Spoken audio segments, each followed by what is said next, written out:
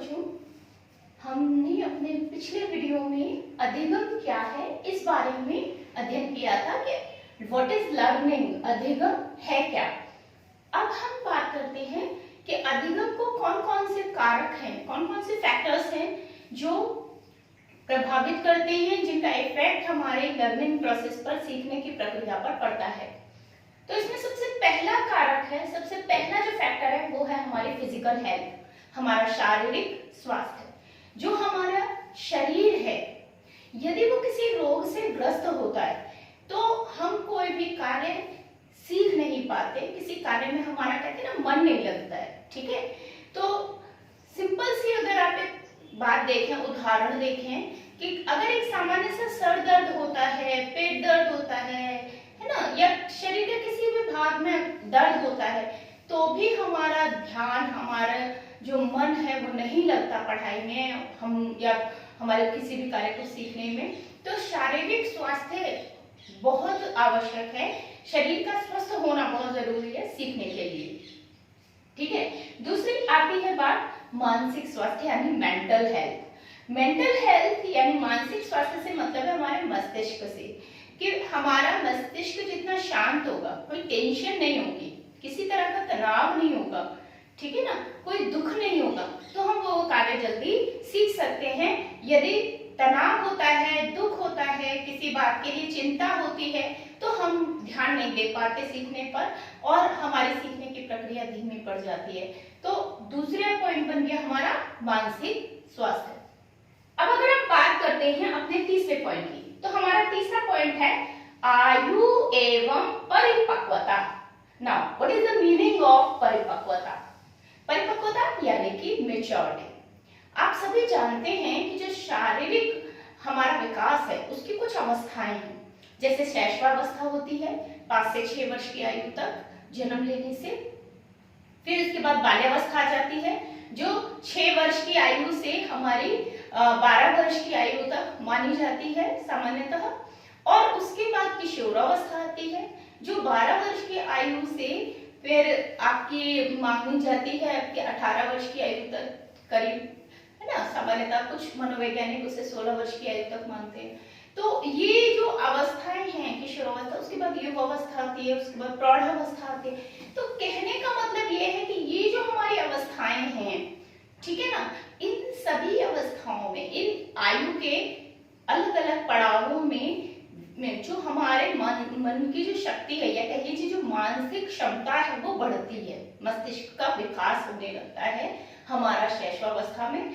हाँ, शैशवावस्था संपूर्ण होने तक मस्तिष्क का पूरा विकास हो जाता है, ठीक है, लेकिन मस्तिष्क में सोचने विचारने की प्रक्रिया, सही गलत का भेद करने की प्रक्रिया, निर्णय लेने का जो उसकी क्षमता है ना, ये सारी क्रियाएं जो हैं वो जैसे जैसे आयु बढ़ती है वैसे वैसे आती है, ठीक है ना।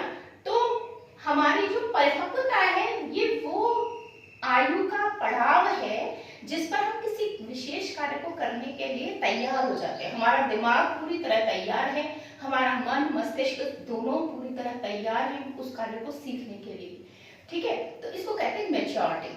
जैसे जो जन्म के बाद तुरंत बाद जो बच्चा होता है वो तुरंत चलना नहीं सीखता, उसकी हड्डियां कमजोर होती हैं, उसका शारीरिक विकास प्रॉपर नहीं है, उसका मानसिक विकास, संतुलन बनाने के लिए उसका दिमाग का पूर्ण विकास आवश्यक है, लेकिन उसका दिमाग पूरी तरह विकसित नहीं होता तो वो संतुलन नहीं बना सकता, इसलिए वो चल नहीं सकता, ठीक है। हड्डियों का विकास नहीं है इसलिए वो पैरों को खड़ा नहीं कर पाएगा। तो जन्म के तुरंत बाद बच्चा मैच्योर नहीं है, वो तुरंत परिपक्व नहीं है चलने के लिए, लेकिन हाँ जब वो साल भर के युग का हो जाता है तो 1 ईयर का लगभग का बच्चा जो है इजीली मूव कर सकता है, इजीली चल सकता है, क्योंकि अब वो मैच्योर हो गया, अब वो परिपक्व हो गया। तो कहने का मतलब है किसी भी कार्य को सीखने के लिए, ठीक है, मैच्योरिटी बहुत जरूरी है। मैच्योरिटी एक आयु के साथ आती है, परिपक्वता एक आयु के साथ आती है। एक निश्चित आयु से पूर्व व्यक्ति मैच्योर परिपक्व नहीं होता, ठीक है। हम लोग बाद में इसके ऊपर और बात करेंगे परिपक्वता के टॉपिक पर। हम आगे बढ़ते हैं। अभी सीखने के प्रभावित करने वाले कारकों में हमारा नेक्स्ट पॉइंट आता है उपयुक्त वातावरण यानी एनवायरमेंट। हमारे आसपास का एनवायरनमेंट कैसा है, दैट इज ऑल्सो इम्पोर्टेंट। वो भी बहुत जरूरी है कि हमारे सीखने की गति कैसी होगी और सीखने कौन सा काम हम सीखेंगे, कौन सा काम हम नहीं सीखेंगे। मान लीजिए एक बच्चा है जिसको म्यूजिक बहुत अच्छा लगता है, संगीत से बहुत प्यार है, वो कोई वाद्य यंत्र, तबला, ढोलक या हारमोनियम, गिटार, पियानो, कुछ भी एक वाद्य यंत्र है जिसको वो बजाना पसंद करता है।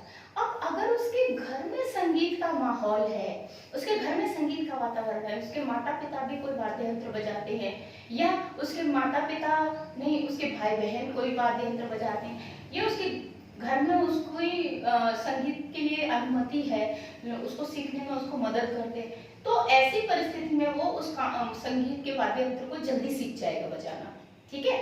लेकिन किसी के घर में विरोध हो रहा है, वो उसे सीखने नहीं दे रहे वाद्य यंत्र को, ठीक है, वो उसको या फिर उनको किसी को भी बजाना नहीं आता है, तो बहुत सारी ऐसी बातें हैं जिनके मतलब अगर हमारा वातावरण हमारे साथ नहीं है तो भी सीखने की गति धीमी पड़ जाती है, सीख नहीं पाते। तो वातावरण भी साथ होना जरूरी है। अब हम पढ़ाई करना चाहते हैं लेकिन हमारे घर में पढ़ाई वाला वो माहौल नहीं है, ठीक है, कोई हमारी परिस्थिति को नहीं समझ रहा कि भाई इसको भी पढ़ना है तो थोड़ा समय इसको चाहिए, हमारे अपने काम भी इतने सारे हो जाते हैं कि हम पढ़ने के लिए समय नहीं निकाल पा रहे, ठीक है। तो उपयुक्त वातावरण होना बहुत जरूरी है। नेक्स्ट पॉइंट आता है आपका प्रेरणा यानी इंस्पिरेशन। कभी कभी क्या होता है कि कोई भी काम हम तब सीखते हैं जब हम किसी दूसरे को उस काम को करते हुए देखते हैं और देखते हैं कि वो उस कार्य को करके वो कितना सफल हुआ। मान लीजिए दो दोस्त हैं, दो फ्रेंड्स हैं और एक फ्रेंड ने एक बिजनेस खोला और उस बिजनेस में उसे बड़ा फायदा हुआ, ठीक है। जब उसे फायदा हुआ तो दूसरे दोस्त ने भी सोचा जब इसको इस बिजनेस में फायदा है तो शायद मुझे भी हो जाए और वो भी वो बिजनेस कर ले, ठीक है। या घर में अगर हम बात करें तो बड़ी बहन ने, बड़े भाई ने कोई काम सीखा है ना, और उनके छोटे भी वही काम सीखते हैं कि वो इस काम को करके बड़े खुश हैं और इस काम से उनको बहुत लाभ हो रहा है, फायदा हो रहा है, प्रॉफिट हो रहा है, तो क्यों ना हम भी वो काम सीखें, तो वो उस काम को सीखते हैं। तो प्रेरणा पाकर भी व्यक्ति किसी कार्य को सीखता है, केवल घर से नहीं, परिवार से नहीं, मित्रों से नहीं, हम किसी रोल मॉडल बना लेते हैं अपने कोई। अब जैसे बहुत सारे हीरो होते हैं, एक्टर्स होते हैं, जब वो एक्टिंग में बहुत नाम कमाते हैं तो बहुत सारे बच्चे होते हैं जो उनसे प्रेरणा पाके एक्टिंग के फील्ड में जाते हैं कि हम भी एक्टर बन जाएंगे और हम भी इसी तरीके से नाम कमाएंगे। तो ये क्या है, प्रेरणा पाना, ठीक है। नेक्स्ट आता है आपका रुचि, interest, that is the most important point. जब ये सारी चीजें आपकी अपने आप हो जाती हैं अगर आपकी रुचि होती है। अगर कार्य को सीखने में हमारी रुचि है, हमारा मन है कि हमें वो सीखना है, तो फिर हमें कोई भी उस कार्य को करने से बाधाएं रोक नहीं पाती। अगर हमारी रुचि है कि हम उसे कार्य करने में हमें मजा आ रहा है तो हम सब तरह से उस कार्य के लिए समय निकाल लेते हैं, हर तरह से हम अपनी समस्याओं को समाधान उनका कर लेते हैं और अपने कार्य को रुचि है क्योंकि इसलिए उसके लिए समय निकाल कर उसे करते हैं। तो जिस बच्चे की पढ़ने में रुचि होती है वो बच्चा खुद ब खुद पढ़ाई की तरफ मुड़ जाता है, वो खुद ब खुद अपनी पढ़ाई के लिए समय निकालता है, चाहे उसे रात के 12 बजे तक जागना पड़े सारे काम करने के बाद, चाहे उसे सुबह उठकर सुबह जल्दी उठकर उस काम को करना पड़े, सारे कामों के साथ भी, सारी समस्याओं के साथ भी वो अपने लिए समय निकालेगा, ठीक है।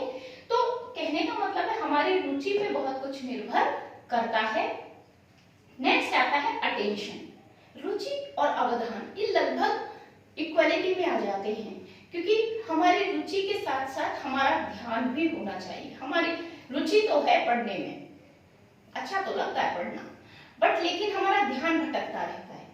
हम उसे पढ़ रहे हैं लेकिन पढ़ते पढ़ते हमारा ध्यान कहीं और चला जाता है, ठीक है। हम अक्सर ऐसा होता है कि हम सोच रहे हैं, हम पढ़ रहे हैं, लेकिन पढ़ते पढ़ते हम कहीं और चले जाते हैं। हमारा मन, हम शरीर से वही हैं बट हमारा मन कुछ और ही भ्रमण पर निकल जाता है, वंडर करने लगता है, वंडरिंग होने लगती है उसकी, और वो सोचने बैठ जाता है कि मैं अच्छा ये हो जाए तो क्या होगा, वो हो जाए तो क्या होगा। तो इस तरह के दिन में स्वप्न, दिवा स्वप्न जिन्हें हम कहते हैं, वो उस तरह के देखने लगता है और अवधान यानी हमारा जो ध्यान है, अटेंशन है पढ़ाई में, वो नहीं हो पाता। और हम आगे अपना पढ़ेंगे कि जब ध्यान नहीं होता है तो हमारी जो स्मृति है, हमारी जो मेमोरी है, उसमें वो पढ़ाई स्टोर नहीं होती, वो कार्य जो हम सीख रहे हैं वो स्टोर नहीं हो पाता, और जब वो स्टोर नहीं हो पाता तो हमें वो चीजें याद नहीं होती। ऐसा नहीं है कि हमारी बुद्धि में कोई कमी होती है, मेन बात होती है कि हमारी रुचि कम होती है या हमारा ध्यान नहीं होगा। अगर हमारा ध्यान नहीं होगा तो हम उस चीज को याद नहीं रख पाएंगे, और अक्सर फिर हम कहते हैं अरे हमारा तो दिमाग ही नहीं काम करता है, हमें तो जल्दी जल्दी भूल जाते हैं। तो वो भूलते क्यों है, भूलने की प्रक्रिया क्यों होती है? ऑब्वियस ओके, मानते हैं कि बहुत सारी बीमारियां होती हैं, लेकिन बीमारियां जो मस्तिष्क की हैं उनसे कहीं ज्यादा बड़ा जो हमारा फैक्टर होता है वो होता है हमारा ध्यान। जब हम ध्यान नहीं रखते हैं किसी चीज का तो वो हमारे दिमाग से ऑटोमेटिकली डिलीट हो जाता है, हमारे दिमाग से खुद ब खुद गायब हो जाता है, तो वो फिर हमें याद नहीं रहता। नेक्स्ट पॉइंट, समय। समय हम कितना दे रहे हैं सीखने के कार्य को? अगर हम ज्यादा समय देंगे, जैसे मैं आपको जो भी पढ़ा रही हूँ, अगर आप इसे एक बार पढ़कर छोड़ देंगे, ठीक है, या आप इसको आधा अधूरा देखकर फिर छोड़ देंगे, आपने शुरू किया वीडियो, मन नहीं हुआ, मन नहीं आ रहा है, लग नहीं रहा है कि हाँ अच्छा नहीं लग रहा, हमने छोड़ दिया तो हमारा वहीं तक का हमने पढ़ा, वहीं तक का हमारी समझ में आएगा, हमारा आगे का कुछ क्लियर नहीं होगा, हमने इसको समय ही नहीं दिया। जब समय, हम किसी कार्य को सीखने के लिए समय नहीं देंगे तो हमें वो कार्य आएगा कहां से? ठीक है, तो सीखने के लिए ये भी आवश्यक है कि हम उसे समय दें, ठीक है, और जब आप समय देते हैं तो निश्चित रूप से वो कार्य आप सीख जाते हैं, ठीक है। नेक्स्ट पॉइंट आता है आपका बौद्धिक स्तर। बेटा ये सबसे मेरे लिए अगर मैं कहूं तो प्रभावित करने वाले कारकों में वाकई में बौद्धिक स्तर मायने रखता है, but most of the students, ज्यादातर बच्चों का, मेरा ये मानना है कि ज्यादातर बच्चों का बौद्धिक स्तर अच्छा ही होता है, बस हम ध्यान नहीं देते, बस हम समय नहीं देते, हमारी रुचि नहीं होती, हमारी रुचि नहीं होती, हम ध्यान नहीं देते, हम समय नहीं देते, तो हमें वो पढ़ाई याद नहीं होती, वो हमें समझ में नहीं आता, वो कार्य हम सीख नहीं पाते हैं, ठीक है। जिस कार्य में हमारी रुचि होती है वो कार्य हम तुरंत सीख जाते हैं। जिस बच्चे को कुकिंग में इंटरेस्ट होगा उसको किचन का काम बहुत जल्दी समझ में आता है। जिस बच्चे की रुचि सिलाई में होती है उसे बहुत जल्दी सिलाई करना आता है, हर किसी को नहीं आती, ठीक है। तो प्रतिभाएं सबके पास होती हैं, लेकिन उन प्रतिभाओं का जो सदुपयोग है, जो उसका उपयोग है, यूटिलिटी है, वो उन्हीं के लिए है जो उसका अभ्यास करते हैं, उसको समय देते हैं, उसको कार्य को सीखने के लिए आतुर रहते हैं, तैयार रहते हैं और सीखते हैं, ठीक है। तो बौद्धिक स्तर सबके पास होता है, ठीक है। अगर हम मानसिक रूप से विक्षिप्त बच्चों को छोड़ दें, जो मेंटली रिटार्टेड लोग हैं उनको छोड़ दें, वो तो भाई उनका तो परेशानी है, दिमाग में प्रॉब्लम है, लेकिन जिनके बाकी जितने भी बच्चे हैं किसी के भी बौद्धिक स्तर में इतनी कमी नहीं होती, बस हम उसको अभ्यास नहीं करते, हम कार्य को सीखने की कोशिश नहीं करते, जिसकी वजह से हम उसे समय नहीं देते, जिसकी वजह से हमें वो कार्य सीखने को नहीं हो पाता, हम सीख नहीं पाते उस कार्य को, ठीक है। द नेक्स्ट पॉइंट, अधिगम विधि, लर्निंग प्रोसेस कैसी है, लर्निंग मेथोडोलॉजी कैसी है। देखिए हम पढ़ रहे हैं हमारा मनोविज्ञान का अधिगम, ठीक। मैं इस टॉपिक को आपको रिटन वर्क भेजकर भी करवा सकती हूँ, मैं इस टॉपिक को आपको एक बुक रीडिंग करा के भी करा सकती हूँ, मैं इस टॉपिक को कैसे, हम करने के बहुत तरीके हैं, ठीक है। अभी हम पढ़ेंगे कि सीखने की विधियां कितने तरह की होती हैं, तो हम कौन सी विधि का उपयोग कर रहे हैं, दैट इज टू इम्पोर्टेंट, वो भी हमारा महत्वपूर्ण है। हमें अगर कोई कार्य सीखना है तो सीखने के लिए हमारी विधि बहुत अच्छी होनी चाहिए। जब वो विधि बहुत अच्छी होगी तो निश्चित रूप से वो कार्य समझ में आएगा। तो जैसे छोटे बच्चे होते हैं तो उनको सिखाने के लिए अक्सर क्या किया जाता है कि हम बकायदा संकेत करके, जब कविता उन्हें सिखाई जाती है तो संकेत करके कविता को बार बार रिसाइट किया जाता है, बार बार उसको गाया जाता है, जिससे बच्चों को वो कविता याद हो जाती है। और विद हैंड एक्सप्रेशन, वो हाथों का एक्सप्रेशन करके, मुंह का एक्सप्रेशन करके उसको याद कर लेते हैं, ठीक है।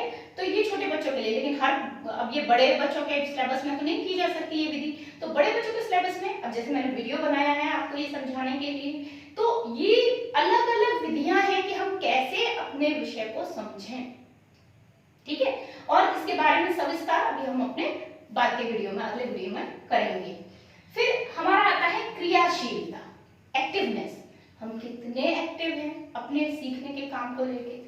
जब हमारा मन होता है, हमें मान लीजिए साइकिल चलाना सीखना है, ठीक है, वैसे हम उठते हैं 8 बजे, लेकिन हमको तो साइकिल सीखनी ही है, हमारा दृढ़ निश्चय, तो हम उसके लिए सुबह उठ गए 5 बजे कि जब सड़क बिल्कुल खाली होगी हम उसको चलाएंगे, प्रैक्टिस करेंगे। तो हम कितने एक्टिव हैं, कितने तैयार हैं, कितने हम जल्दी उस काम को करना चाह रहे हैं, हम उसके लिए प्रैक्टिस करने को तैयार बैठे हैं। वो हमारा क्रियाशीलता, एक्टिवनेस, कि हम कितने एक्टिव हैं उसके लिए, उस कार्य को सीखने के लिए। अगर हम सीखना ही नहीं चाह रहे, हमारा मन ही नहीं है सीखने का, सामने वाला कह रहा है सीखो सीखो सीखो सीखो। अब जैसे आप में से बहुत सारी बच्चियां ऐसी भी होती हैं जिनका मन नहीं है पढ़ाई में, लेकिन मम्मी पापा ने नाम लिखा दिया कि हाँ भाई पढ़िए, ठीक है ना। आप में से बहुत से बच्चे ऐसे हो सकते हैं, है ना। डोंट बी एग्री, तुम नाराज नहीं होइएगा, ये बुरा मत मानिएगा मेरी बात का। मैं सिर्फ एक एग्जांपल दे रही हूँ कि हो सकता है कोई बच्चा हो जिसके पेरेंट्स नहीं चाहते, तो पेरेंट्स चाहते हैं कि वो पढ़े और बच्चा नहीं चाहता कि मैं पढ़ूं। तो जब उसका मन ही नहीं है, उसकी रुचि नहीं है, उसका ध्यान नहीं है पढ़ाई में, तो वो एक्टिव भी नहीं होगा, ठीक है ना।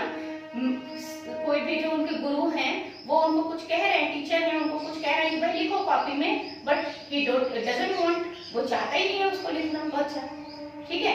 कोई भी वो कह रहे हैं कि ये काम ऐसे कीजिए, बट वो कर नहीं रहा, ठीक है।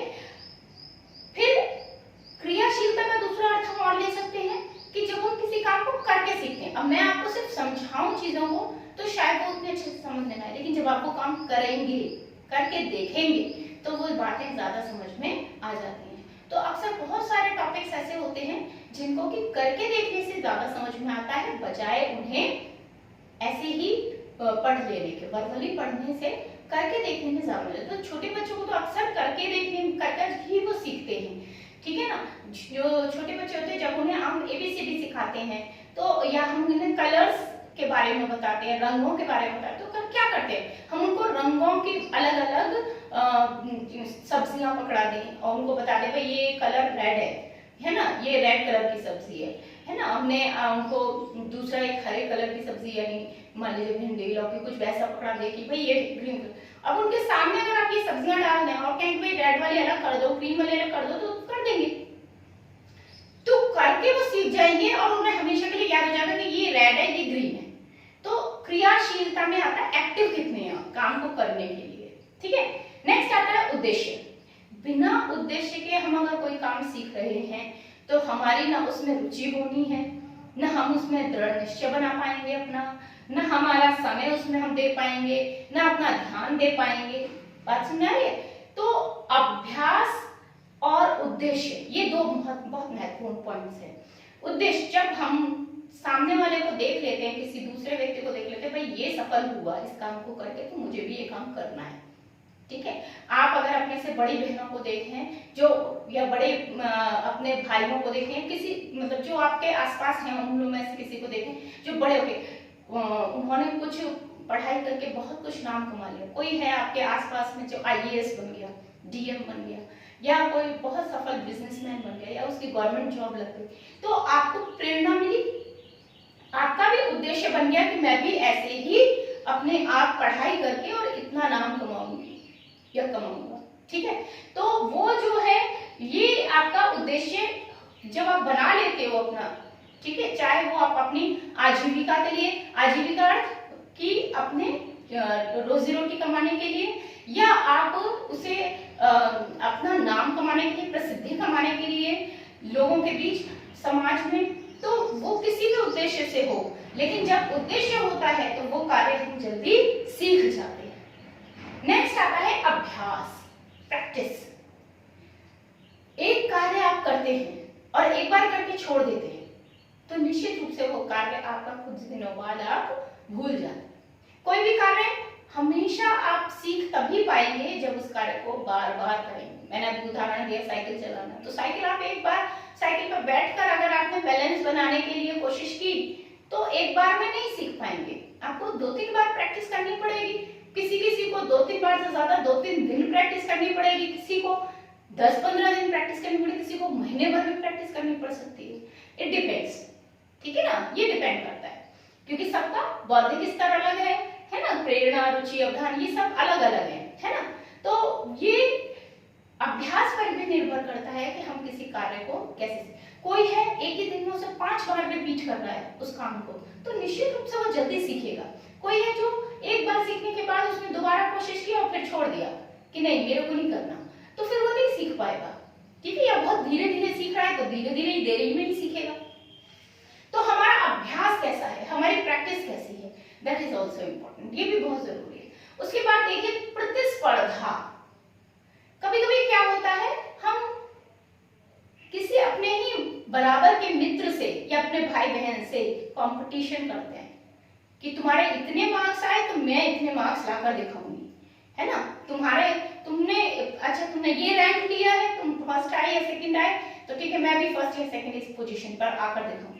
तो जब हम किसी से कंपटीशन करते हैं, बट कंपटीशन 2 तरह का होता है, एक होता है आपका हेल्दी कंपटीशन, एक होता है अनहेल्दी कंपटीशन। हेल्दी मीन स्वस्थ स्पर्धा, अनहेल्दी अस्वस्थ स्पर्धा। हेल्दी यानी स्वस्थ स्पर्धा का क्या मतलब है कि एक अच्छी स्पर्धा वही है जिसमें हम खुद प्रयास तो करते हैं बट हम दूसरे को गिराने की कोशिश नहीं करते, दूसरे से ईर्ष्या नहीं करते। ये नहीं है कि हम खुद तो कोशिश कर रहे नहीं सीखने की काम को, बल्कि वो जो काम सीख रहे हैं उसको बिगाड़ रहे हैं। मान लीजिए 2 बच्चे हैं और एक बहुत अच्छी ड्राइंग बनाता है, एक को नहीं आती है। अब जो अच्छी ड्राइंग बनाता है उसकी सब तारीफ कर रहे हैं कि हाँ भाई बहुत सुंदर ड्राइंग बनाई है बच्चे ने, बहुत अच्छी बनाई है। तो उन्होंने कहा कि मैं भी कंपटीशन करूंगी, मैं भी अच्छी सी ड्राइंग बनाऊंगी, और ड्राइंग बनाई।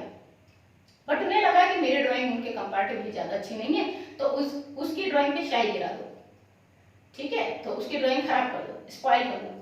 तो ये क्या है, बुरी स्पर्धा है, अस्वस्थ स्पर्धा। अस्वस्थ मतलब इस स्पर्धा से बच्चे का लाभ नहीं होगा, उसके अंदर ईर्ष्या, घृणा जैसे विकार उत्पन्न हो जाएंगे। तो ये नहीं करना है ना। स्वस्थ स्पर्धा कोशिश करनी है, ठीक है, एक बार में अच्छी नहीं बनेगी, दोबारा बनाइए, दोबारा में अच्छी बनेगी, दोबारा नहीं तीसरी बार में अच्छी बनेगी। हमने कहा ना अभ्यास से काम सीखा जाता है, अभ्यास करेंगे तो निश्चित रूप से आप अच्छा करने लगेंगे, ठीक है। तो स्पर्धा कैसी होनी चाहिए, स्वस्थ। द नेक्स्ट पॉइंट, प्रशंसा। ये भी एक पॉइंट है। जब बच्चों की किसी काम को वो सीखते हैं और उनकी प्रशंसा की जाती है, तारीफ कर दी जाती है, या उन्हें कुछ पुरस्कार, प्राइज दे दिया जाता है, तो ऐसी स्थिति में भी बच्चे जल्दी सीखते हैं उस काम को, वो प्रेरित हो जाते हैं, उन्हें प्रेरणा मिल जाती है कि मुझे ये काम सीखना है, तो वो उस काम को जल्दी सीखना शुरू कर देते हैं। जैसे बच्ची पहली बार मान लीजिए किचन में रोटी बना रही है, आड़ी तिरछी कैसी भी रोटी बनी, अब अगर उसके माता पिता तारीफ कर देते हैं, नहीं बेटा तुमने बहुत अच्छी रोटी बनाई है, बहुत बढ़िया किया है, तो बच्ची का मन अंदर से होता है कि हाँ मैं दोबारा रोटी बनाऊं, दोबारा काम करूं और दूसरी बार उसकी अच्छी रोटी बनेगी, क्योंकि उसका अभ्यास हो गया, ठीक है। तो प्रशंसा से भी कई बार हम कार्य को सीखते हैं, या फिर पुरस्कार से, किसी ने इनाम दिया तो। अब मान लीजिए कोई बच्चा है, क्यों करते हैं कि जब कोई बच्चा फर्स्ट सेकंड थर्ड आते हैं तो हम उनको प्राइज देते हैं, ठीक है ना, कंपटीशन होते हैं और उनमें हम प्राइज देते हैं। क्यों देते हैं, उसका रीजन यही होता है कि प्राइज देने से बच्चा और मेहनत करने के लिए प्रेरित हो जाता है कि मैं और मेहनत करूं, अगली बार और अच्छा सा करूं तो और मेरे को अगली बार भी प्राइज मिलेगा। तो कहने का मतलब है प्रशंसा और पुरस्कार से भी हम सीखने की गति को बढ़ा सकते हैं। उसके बाद नेक्स्ट आता है दंड। बहुत से ऐसे काम हैं जो गलत है, तो जब बच्चा कोई गलत काम करता है तो उसको अगर उसकी निंदा कर दी जाए, हम उसको प्रेज करने के बजाय हम उसकी बुराई करें, ठीक है, और हम उसको दंड दें, उस बात के लिए पनिश करें, पनिशमेंट दें, तो इससे भी बच्चा वो काम करना छोड़ देगा। तो बहुत बार गलत बातें से, जैसे कोई बच्चा चोरी करना सीख गया, ठीक है, वो चोरी कर रहा है, तो अब माता पिता नहीं चाहते कि हमारा बच्चा चोरी करे, उन्हें पता चला तो उन्होंने उसको दंड दे दिया कि ठीक है आज तुम कान पकड़ के खड़े रहोगे, टीचर दे देते हैं दंड, क्लास में शोर करते हैं बच्चे। तो ये दंड क्यों दिया जाता है कि बच्चे के जो कोमल मन है उसमें एक बात आती है कि अच्छा मुझे दंड मिला तो ये काम मुझे नहीं करना है, नहीं तो मुझे दोबारा भी दंड मिलेगा, तो तो वो काम करना छोड़ देगा। तो इस तरीके के कार्यों को सीखने की गति धीमी पड़ जाएगी, ठीक है। लेकिन इसका उल्टा है, अगर कोई कार्य अच्छा कर रहा है बच्चा, लेकिन उसके माता पिता या उसके टीचर नहीं चाहते और वो उस काम को करने के लिए उसको दंड दे रहे हैं, तो वो अच्छा काम भी करना छोड़ सकता है। जैसे क्लास में बच्चा बहुत अच्छा पढ़ाई जो है वो करता है, ठीक है, लेकिन एक दिन वो काम नहीं करता, आपने उसको दंड दे दिया, उसको अपना इंसल्ट फील हो गया, उसने काम करना ही छोड़ दिया। तो ऐसा नहीं होना चाहिए, दंड को सही वे में लेना चाहिए। सही वे में मतलब उसको अच्छे तरीके से लीजिए कि हाँ, दंड से हमें हमारी भलाई के लिए होता है। दंड माता पिता टीचर्स किस लिए दे रहे हैं? आपकी भलाई के लिए दे रहे हैं, क्योंकि वो चाहते हैं कि आप जो गलत काम कर रहे हैं वो गलत काम आप ना करें और ना वो सीखें, आप अच्छे काम करना सीखें। तो सीखने के लिए दंड भी एक महत्वपूर्ण कारक है। उसके बाद लास्ट में आता है हमारा विषय सामग्री, हमारा लर्निंग मटेरियल कैसा है। तो जो अधिगम विधि है और जो लर्निंग मटेरियल है, ये दोनों ही आपस में कोरिलेटेड है।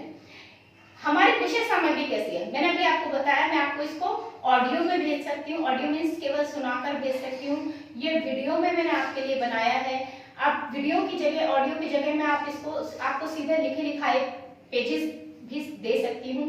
तो समझ में कैसे आएगा, ज्यादा कैसे आ रहा है ना। अलग अलग पॉइंट्स अलग अलग तरीके से हमारी समझ में अलग अलग ढंग से आएगा, सीखेंगे हम उस काम को।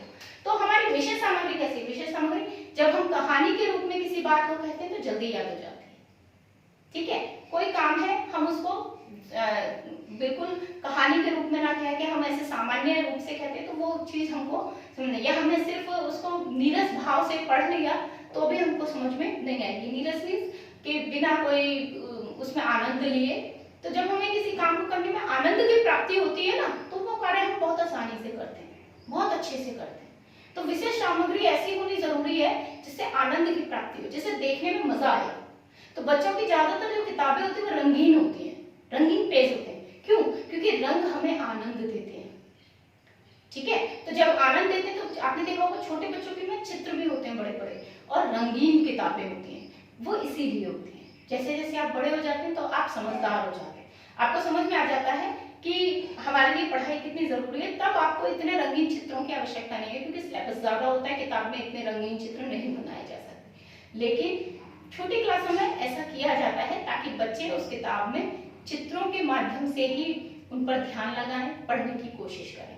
तो ये हुए हमारे सीखने को प्रभावित करने वाले कारक। हम अपने नेक्स्ट वीडियो में पढ़ेंगे कि हमारी सीखने की विधियां कौन कौन सी हैं। Thank you.